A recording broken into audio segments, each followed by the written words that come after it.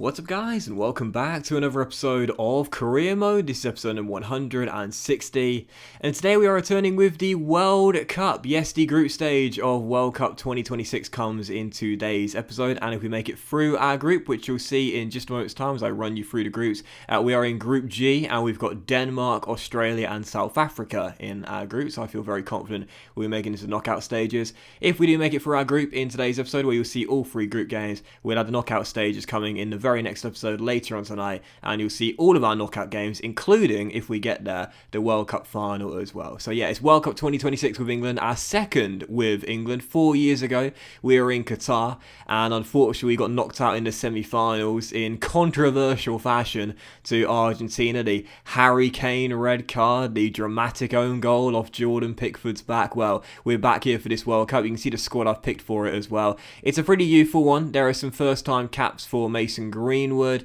You've got Angel Gomez getting a call up. Sam Hill, the Youth Academy graduate of Sheffield United, also making my England team this year. No Sancho, Rashford or Harry Kane due to injuries, but the other stars are still here, including the man leading the line, Ivan Toney, as well. So yeah, it's World Cup 2026 with England. I have targeted a place in the final for the first time since I've taken over as manager of my country, as we get set for the campaign in America, Canada and Mexico for World Cup 2026. And briefly I want to say as well, how great is it the sport of football has grown so significantly in America and Canada in the past decade or so. Obviously, Mexico has always had a really long traditional history with the sport of football, or soccer, if you will. They hosted the World Cup themselves back in 1970, I think it was 1970. But yeah, America, Canada, and Mexico joint host World Cup 2026 in real life. That's where we're playing in the game as well. And it's just so cool how the sport has grown in popularity in America and Canada in particular as well. Obviously, America hosted the World Cup back in 1994, I think. It was France 98, so it might have been 94 they hosted the World Cup, can't remember, so I apologise if I get that wrong. But I remember when the World Cup was played in 94, I wouldn't have watched it because I would have only been 2 years old at the time. But I remember seeing like video footage of the World Cup and the crowds, and obviously the opening ceremony, and there was the infamous Tina Turner missed penalty where the goal exploded anyway. And it seemed like back then soccer was a bit of a, I wouldn't say joke to the American people, but it was a bit of a novelty. And it seemed like it was never going to be truly embraced by American citizens, and that soccer would never become very popular in the country. How times have changed, particularly in the last decade, and you know, primarily I would say due to the MLS as well. The MLS, when I was a kid and I was in school, it was a bit of a novelty league, and it was what was called a retirement league. You know, the big stars would go out there for one final payday, earn a lot of money, play their final few games for LA Galaxy or New York Red Bulls or whatever, and that would be the end of their career. But now it seems like the league has grown in such stature and such popularity over the past decade. It's had a great rub-off effect on young talent as well. America have got so many good young players now. You know, think of Weston McKennie, Tyler Adams, Josh Sargent, I think is a very decent young striker, and of course the big dog, Christian Pulisic as well. There are other names too. Anthony Robinson, of course, was born in England, not too far away from me actually, when I was a young lad, and now represents America, so it's a shame we can't have him for our England team, but no, he represents America now despite being English born. I think he's probably going to move to a Premier League club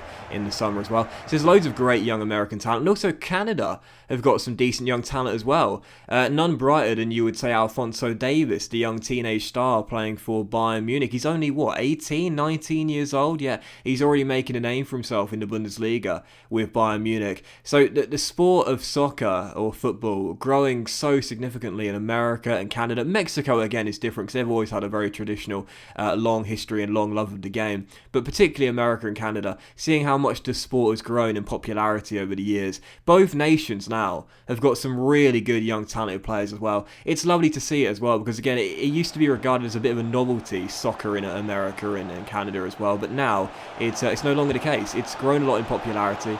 And again, the American people and the Canadian people seem to really be embracing it now. And as a person that was born in England, has played football and watched football all my life, it's lovely to see that, you know, people of America and Canada are really again embracing the sport now. It's great for the game globally, and it's great for the people of that country that now they've got some really good young talent to watch, and very exciting times for the future as well. You know, America have got some really exciting times ahead, there's no doubt about it, as do Canada as well. And Mexico, again, have always had a lot of young talent too. So all three nations, I think, are really developing nicely for their young talent in football, and it's lovely to see it. What on earth have I been talking about for 5 minutes? I don't know, but it's the World Cup in 2026, and we won our first game against Australia. But it was a bit of a drab game, not much happened, and the same was happening in this game as well. Now, when the World Cup groups were drawn, and I saw who we had, with all due respect to South Africa, Denmark, and Australia as well, I thought this is going to be a pretty easy group for me to get out of and dominate pretty comfortably. We only just beat Australia by 1-0, and we needed a debatable penalty to take the lead against South Africa. So we were leading by 1 heading into half-time. We should have been 2-0 up. Dele Alli's shot here well blocked and turned behind for a corner. But it was half-time. We were leading by 1, playing some good football, but my finishing boots just were not laced up properly in the first 2 games. And in the second half, South Africa, who hadn't recorded a single shot in the first half, began to grow in confidence and started getting a few chances. Had a good one there, but Pickford was alert for it, storming out of his area and heading the ball into touch as it was still 1-0. And with 90 minutes to go, had a golden chance to make it 2-0 and wrap the 3 points up, which sadly I couldn't do. Callum Hudson-Odoi sent through 1-1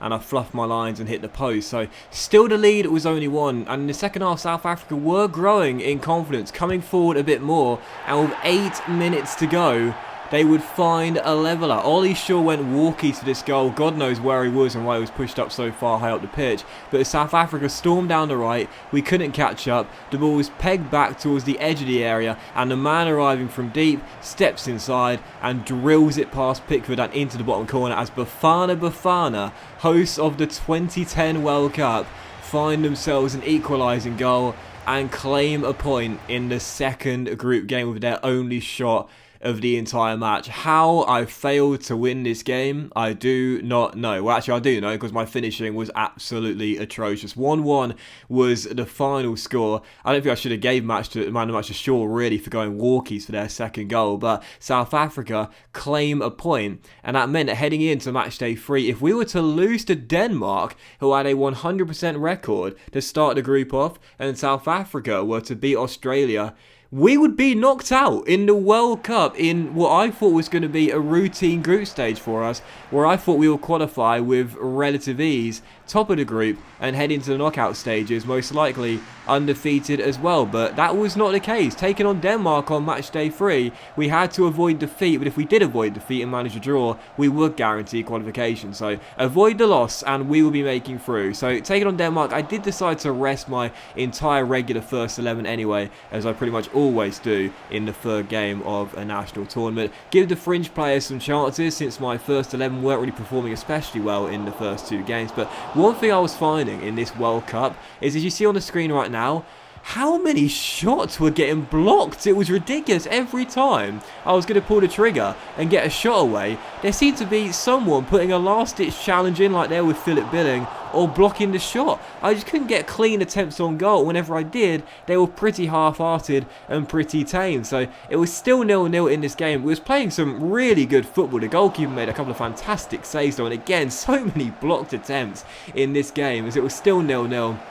But really, even though we just had to avoid defeat to go through, we should have won this game. Just like against South Africa, so many chances. Another golden one falling here of Ryan Sessegnon being denied by another fabulous save as Denmark were clear. And the game did finish goalless. So final score, England 0, Denmark 0. We do make it through to the knockout stages of the World Cup, but we finish runners-up to the Danes. They finish as group winners with 7 points for a possible 9. We only won 1 game out of 3 and scored 2 goals in these 3 games as well. There was me thinking this was going to be a routine group for us and we would top it with ease and make it through probably with a 100% record.